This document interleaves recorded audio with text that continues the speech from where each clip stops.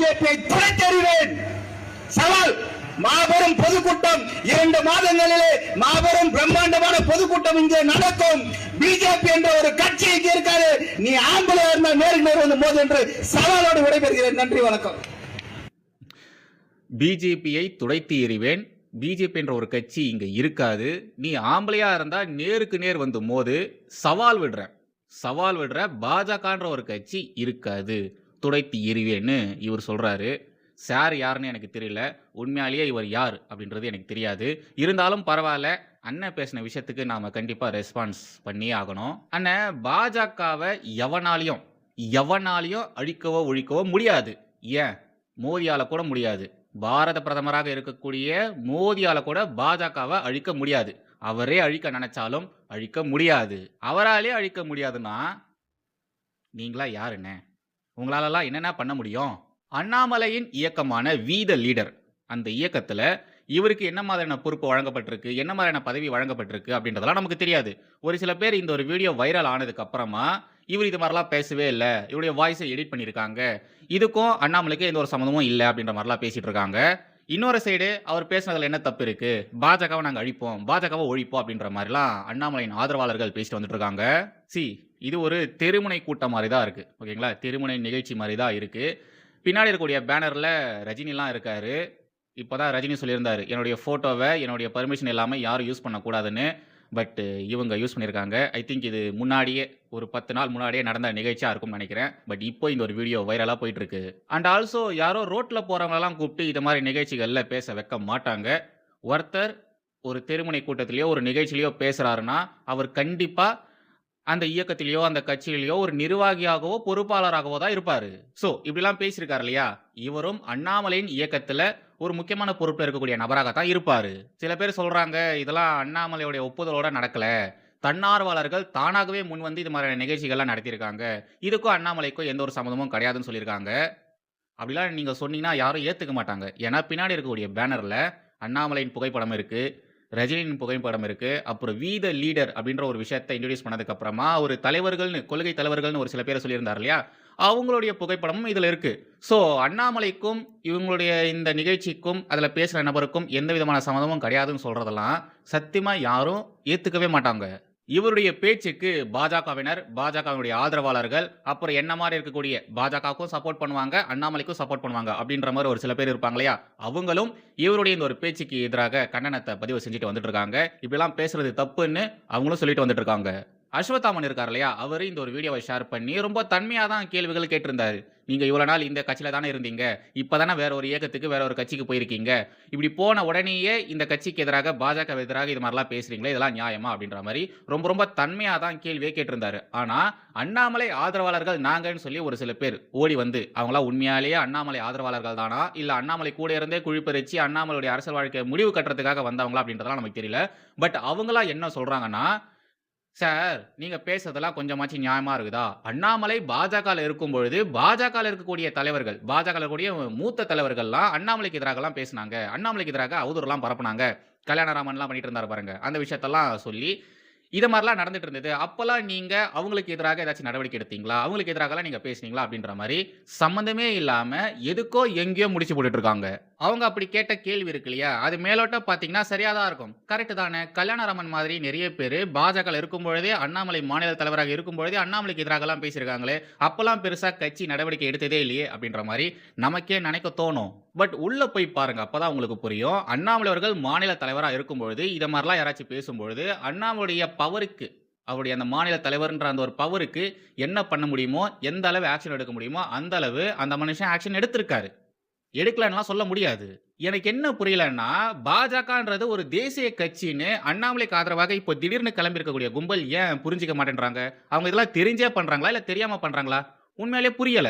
பாஜக ஒன்றும் letter bad கட்சி கிடையாது, அது ஒன்றும் மாநில கட்சி கிடையாது. வெறும் ஒரு 4 பேர் இருப்பாங்க, அந்த 4 பேர் கொண்ட கும்பல் இருக்கு இல்லையா, அவங்க தான் முடிவு பண்ணி என்னென்ன ஆக்ஷன்ஸ் எடுக்கணுமோ அதெல்லாம் எடுப்பாங்க அப்படின்ற மாதிரிலாம் சொல்ல முடியாது.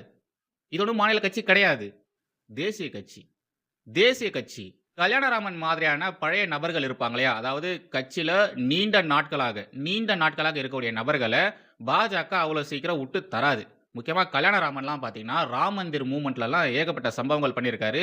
தனிப்பட்ட ரீதியிலயும் அவர் நெறைய சம்பவங்கள் பண்ணியிருக்காரு. ஸோ இத மாரியான நபர்கள பாஜக எப்பவுமே விட்டு தராது. மோடியே சொன்னாலும், மோடியே ஒருத்தர் மீது நடவடிக்கை எடுக்கணும்னு நெனச்சாலும், அவங்களால எடுக்க முடியாது. ஆர்எஸ்எஸ் எடுக்க விடாது. உங்களுக்கு இன்னொரு எக்ஸாம்பிள் சொல்றேன். அந்த ஒரு எக்ஸாம்பிள நீங்க கேட்டீங்கன்னா, உங்களுக்கு இந்த சிச்சுவேஷன் என்ன அப்படின்றது புரியும். சுப்பிரமணிய சுவாமின்னு ஒருத்தர் இருக்காரு. அவரு என்னென்னலாம் பேசியிருக்காரு. எவ்வளோ மோசமான விஷயங்கள்லாம் பேசியிருக்காரு. முக்கியமா மோடிக்கு எதிராக. மோடிக்கு எதிராக. மோடி கூட ரிலேஷன்ஷிப்ல இருந்த பெண்களுடைய லிஸ்ட்ட என்னால இப்ப நெனச்சா கூட எடுத்து போட முடியும்னு அந்த மனுஷன் பேசியிருக்காரு. சுப்பிரமணிய சுவாமி மேல ஏதாச்சும் நடவடிக்கை எடுத்தாங்களா? இல்ல. எடுக்க மாட்டாங்க. ஏன்னா, சுப்பிரமணிய சாமி பேசுறதெல்லாம் லூஸ் டாக்கு. அவர் பேசுற விஷயத்தெல்லாம் நம்ம சீரியஸா எடுத்து, அவர் மீது ஆக்ஷன்ஸ்லாம் எடுத்தோம்னா, அது சரியா இருக்காதுன்னு சொல்லி, அந்த மனுஷன் பேசுறத யாரும் பெருசா எடுத்துக்கவே மாட்டாங்க. கண்டுக்கவே மாட்டாங்க. அவர் சீனியர் லீடர் தான். அவருக்கு பாஜகல பவர் இருக்குதாம். இருந்தாலும், அந்த மனுஷன் பேசக்கூடிய விஷயங்கள பாஜகல இருக்கக்கூடிய தலைவர்கள் பெருசா எடுத்துக்க மாட்டாங்க. அதுக்காக அவர் மீது நடவடிக்கையும் எடுக்க மாட்டாங்க. அவர் இப்ப பேசுறாரு இல்லையா? இத மாரி லூஸ் டாக்லாம் விடுறாரு இல்லையா? இத மாரி லூஸ் டாக் விடுறதுனால, அந்த மனுஷன யாரும் தூக்கி வெளிய போட மாட்டாங்க. ஏன்னா, அந்த மனுஷன் இதுக்கு முன்னாடி பாஜகல இருக்கும்பொழுது அவர் பண்ண விஷயங்கள், அவர் இப்பவும் பாஜகல தான் இருக்காரு. பட் அவர் ஆக்டிவ் பொலிட்டிஷியனா இருக்கும்பொழுது அவர் பண்ண சம்பவங்கள் அசாதாரணமானது. அவர் ஏகப்பட்ட நம்மளால யோசிக்கவே முடியாத பல நிகழ்வுகள நிகழ்த்தி காமிச்சவரு. ஸோ சுப்பிரமணிய சுவாமி மீதெல்லாம் இவங்கலாம் அவ்வளோ சீக்கிரமா ஆக்ஷன்ஸ் எடுக்க மாட்டாங்க. சுப்பிரமணிய சுவாமி மாரியே நெறைய தலைவர்கள் எல்லா மாநிலத்திலுமே இருக்காங்க. கட்சிக்கு கட்டுப்படாத பல தலைவர்கள் இருக்காங்க. அவங்க மீதெல்லாம் பாஜக ஆக்ஷன்ஸ் எடுக்காது. ஆர்எஸ்எஸ் எடுக்க விடாது. மாநில கட்சி மாரி ஒரு தேசிய கட்சி செயல்பட முடியாது. அதனால தான் அண்ணாமலைக்கு எதிராக கல்யாணராமன் போன்றவர்கள் பேசும்பொழுது, அவர் மீது பெருசா எந்த ஒரு நடவடிக்கையும் எடுக்கல. நடவடிக்கை எடுக்கவே இல்லன்னுலாம் சொல்ல முடியாது. இவங்கலாம் கேட்கக்கூடிய நடவடிக்கை என்னன்னா, அவர கட்சிய விட்டு தூக்கணும், அவர கைது செய்யணும் அப்படின்ற மாரிலாம் பேசுறாங்க. அத மாரிலாம் எந்த ஒரு கட்சியும் பண்ணாது. அவர் கட்சியிலிருந்து தற்காலிகமா நீக்குவாங்க. ஒரு 6 மாசமோ, 1 வருஷமோ அவர கட்சியிலிருந்து அடிப்படை உறுப்பினர் அப்படின்ற ஒரு பொறுப்பு இருந்து அவர நீக்குவாங்க. தற்காலிகமா நீக்குவாங்க. அத பண்ணாங்களா? பண்ணாங்க. ஒரு மாநில கட்சியால, அதாவது ஒரு தேசிய கட்சி மாநில கட்சியில இருக்கும்பொழுது அவங்களால இது மட்டும் தான் பண்ண முடியும். அது பண்ணலன்னா, அந்த ஒரு நடவடிக்கை எடுக்கலன்னா, நீங்க கேள்வி கேட்கலாம். அது எப்படி இவங்க நடவடிக்கை எடுக்காம இருப்பாங்க? அண்ணாமலைய பத்தி இப்படிலாம் பேசிட்டு இருக்காரு, அவதூறு பரப்புறாரு. ஆனாலும் நடவடிக்கையே எடுக்காம இருக்காங்களா? அப்படின்ற மாரி நீங்க அப்ப பேசலாம். பட் அண்ணாமலை நடவடிக்கை எடுத்திருக்காரே. அவர கட்சியிலிருந்து நீக்கியிருக்காரே. தற்காலிகமா நீக்கியிருக்காரே. கட்சினா 4 பேர் இப்படிதான் இருப்பாங்க. பொறாம, வயித்தெரிச்சலோட தான் சுத்துவாங்க. ஏன்னா, கல்யாணராமன் மாதிரியான நபர்கள்லாம் பார்த்தீங்கன்னா, பழைய ஆளு. ரொம்ப வருஷமா அவங்கலாம் கட்சியில இருக்காங்க. அவங்களுக்கு கண்டிப்பா அண்ணாமலை மீது ஒரு பொறாமையோ, வயித்தெரிச்சலோ இருக்கும். ஏன்னா, நான் இவ்வளோ வருஷமா கட்சியில இருக்கேன். எனக்கு தராத மரியாதைய நேத்திக்கு வந்த அண்ணாமலைக்கு தரீங்களே அப்படின்ற ஒரு பொறாமையால, அத மாரிலாம் பேசுவாங்க. அதெல்லாம் பெருசா எடுத்துக்க முடியாது. எடுத்துக்கிட்டு அவங்க ஆக்ஷன்ஸும் எடுக்க மாட்டாங்க. இத மாரி ஒவ்வொரு கட்சியிலுமே இருப்பாங்க. பாஜகல மட்டும் தான் இருக்காங்க. தமிழக பாஜகல மட்டும் தான் இப்படிப்பட்ட தலைவர்கள் இருக்காங்க அப்படின்ற மாரிலாம் ஒண்ணும் கிடையாது. எல்லா கட்சியிலுமே இப்படிப்பட்ட கோக்குமாக்குத்தனமா பேசக்கூடிய நபர்கள் இருப்பாங்க. பாஜக மட்டும் ஒண்ணும் விதிவிலக்கு கிடையாது. இதெல்லாம் நார்மல் தான். இப்போ அண்ணாமலை கூட இருக்கிறவங்க பாஜகவுக்கு எதிராக பேசுறாங்க இல்லையா? நீங்க எதிராக பேசுங்க, தப்பே கிடையாது. ஆனா ஃபேக்ட் வச்சு பேசணுமா இல்லையா? பாஜகவ அழிப்பேன், பாஜக ஒழிப்பேன்னா, எதுக்கு நீ பாஜகவ ஒழிக்கிற? எதுக்கு நீ பாஜகவ அழிக்கிற? அத சொல்லு. அந்த காரணத்த சொல்லு. அந்த ஃபேக்ட்ட சொல்லு. இதெல்லாம் இவரு வயித்தெரிச்சல்ல, பொறாமையில, அண்ணாமலைய வந்து பாஜக இப்படி பண்ணிடுச்சு அப்படின்ற ஒரு கோவத்துல பண்ணாரான்னா? கிடையாது. கோவத்துல பேசினாரான்னா? கிடையாது. ஏன்னா பாஜக ஒண்ணும் அண்ணாமலைய கட்சிய விட்டு வெளிய போன்னு தொரத்தல.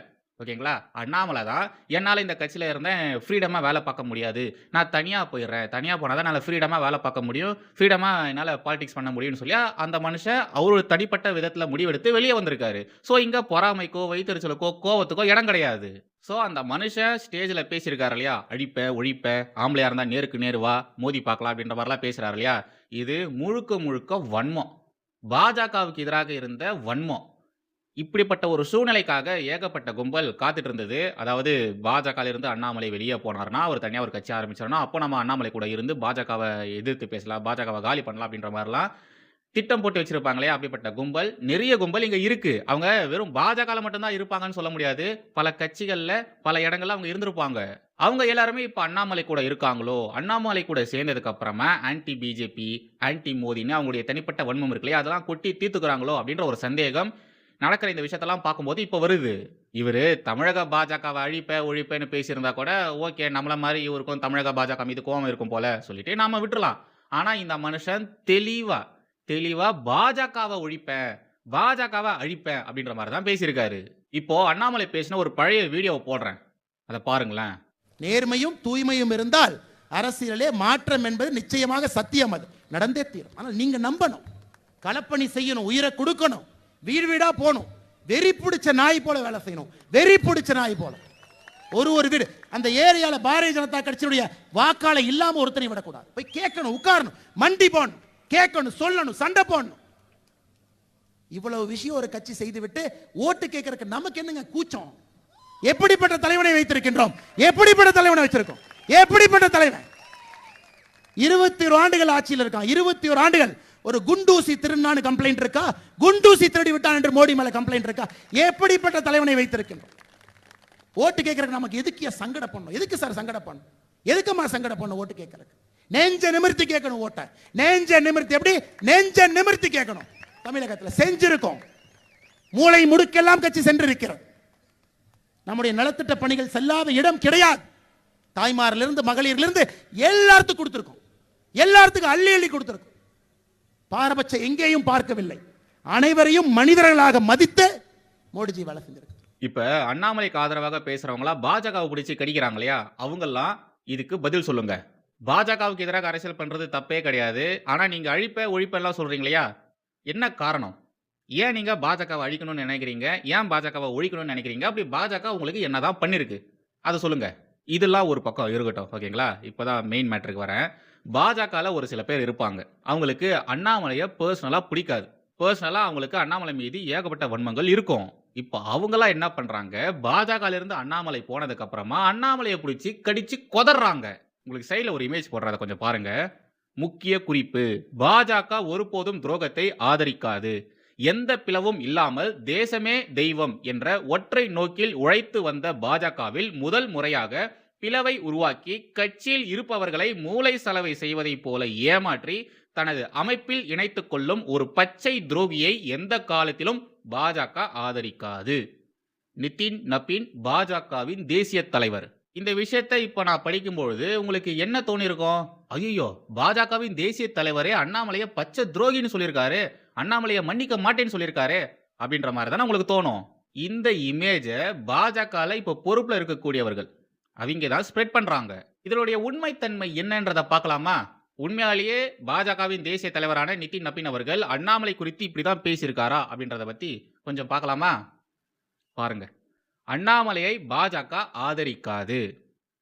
முன்னாள் ஐபிஎஸ் அதிகாரி கே அண்ணாமலை பாஜகவில் இருந்து விலகிவிட்டதால் அவரது அரசியல் செயல்பாடுகளை ஆதரிக்க மாட்டோம் என்று பாஜக தேசிய தலைவர் நிதின் நபீன் தெரிவித்தார்.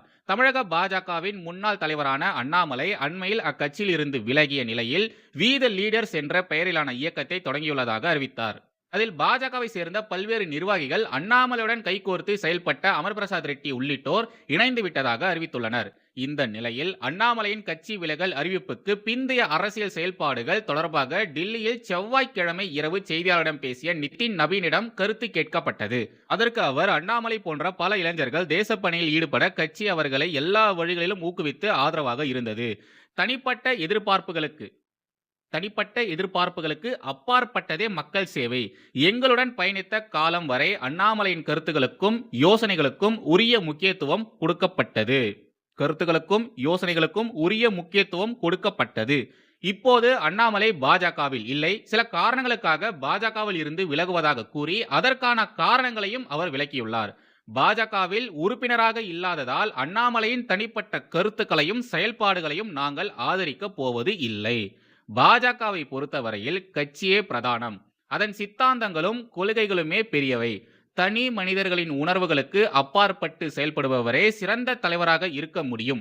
எனவே கட்சியில் இருந்து விலகி சென்றவரை பற்றி பேசுவதற்கு இனி ஒன்றும் இல்லை என்றார் நிதின் நபீன். ஓகேங்களா? இவர் பேசின இந்த விஷயங்கள்ல எங்கேயாச்சும் துரோகம், மூல செலவை, அண்ணாமலை பிரிச்சு கூட்டின்னு போயிட்டாரு அப்படின்ற மாதிரியான விஷயங்கள் வந்ததா? இல்ல, வரல.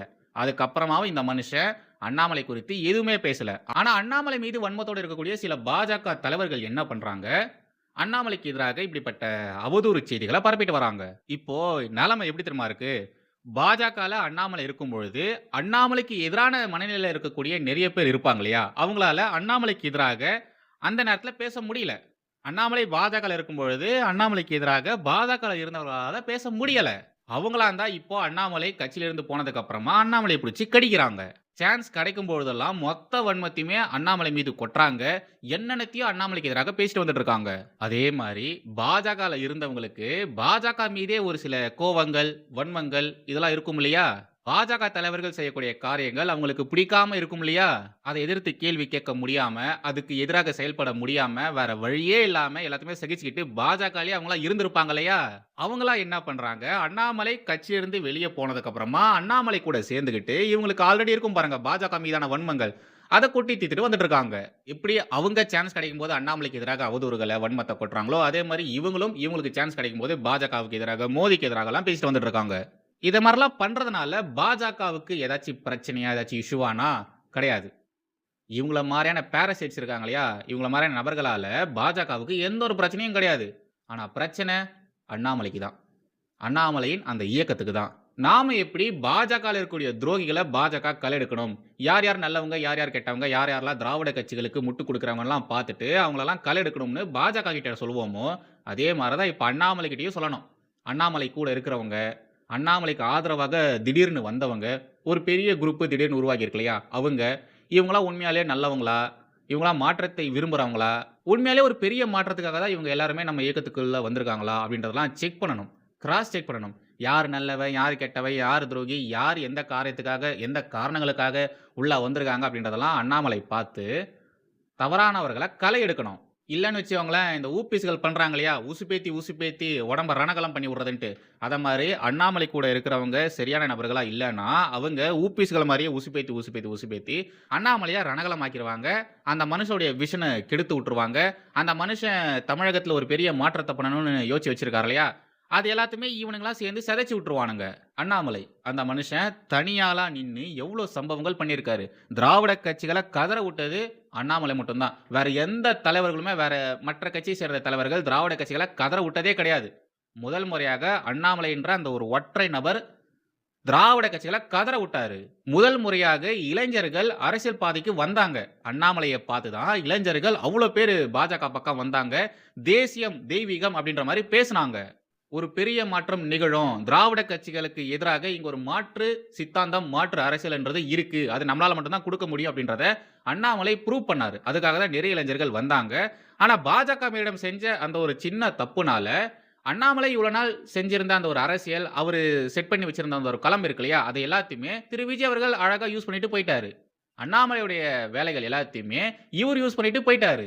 அந்த ஒரு கோவம், அந்த ஒரு வருத்தத்துல தான் அண்ணாமலை இப்ப தனியா வந்திருக்காரு. அவரு தனியா நாம ஒரு ஆளுமை அப்படின்றத நிரூபிக்கணும் அப்படின்றதுக்காக வெளிய வந்திருக்காரு. அண்ணாமலைக்கு சினிமா பின்புலம் இருக்கா? கிடையாது. அண்ணாமலைய குடும்பம் பணக்கார குடும்பமா? கிடையாது. அவருடைய குடும்பம் அரசியல் பின்புலம் இருக்கக்கூடிய குடும்பமா? கிடையாது. அந்த மனுஷன் சாதாரண மனுஷன். சாதாரண குடும்ப பின்னணி. அந்த மனுஷன் இப்போ வந்து ஒரு பெரிய ஆளுமையா தன்னை நிரூபிச்சு தனியா ஒரு இயக்கத்த ஆரம்பிச்சிருக்காருன்னா, கூட இருக்கிறவனுங்க பாருங்க, இவனுங்க உதவி பண்ணலனாலும் பரவால்ல, தயவு செய்து உபத்திரம் பண்ணாதீங்க. இவனுங்க பேசக்கூடிய விஷயங்களால அண்ணாமலைக்கு தான் ஆபத்து. கூட இருக்கிறவங்கள தயவு செய்து அண்ணாமலை அவர்கள் கொஞ்சம் பார்த்து வச்சுக்கணும். எவன் உண்மையாலேயே மாற்றத்துக்காக வந்திருக்கான், எவன் நம்ம முதுகுல குத்துறதுக்காக வந்திருக்கான், எவன் கூட இருந்தே குழி பறிக்கிறதுக்கு வந்திருக்கான் அப்படின்றத அண்ணாமலை பார்த்து, கூட இருக்கிறவனுங்க இந்த மாரி ஜால்ரா தட்டுறவனுங்க, உசுப்பேத்தி விடுறவனுங்க, தயவு செய்து அண்ணாமலை அவர்கள் அவனுங்கள மாரி நபர்கள தூக்கி தூர கடாசிறணும். கிட்டயே சேர்த்துக்க கூடாது. சேர்த்தீங்க சொல்லி முடிச்சிருவானுங்க. ஃபைனலி மறுபடியும் சொல்றேன், பாஜகவ எவனாலயும், எந்த கொம்பனாலயும் அழிக்க முடியாது, ஒழிக்க முடியாது.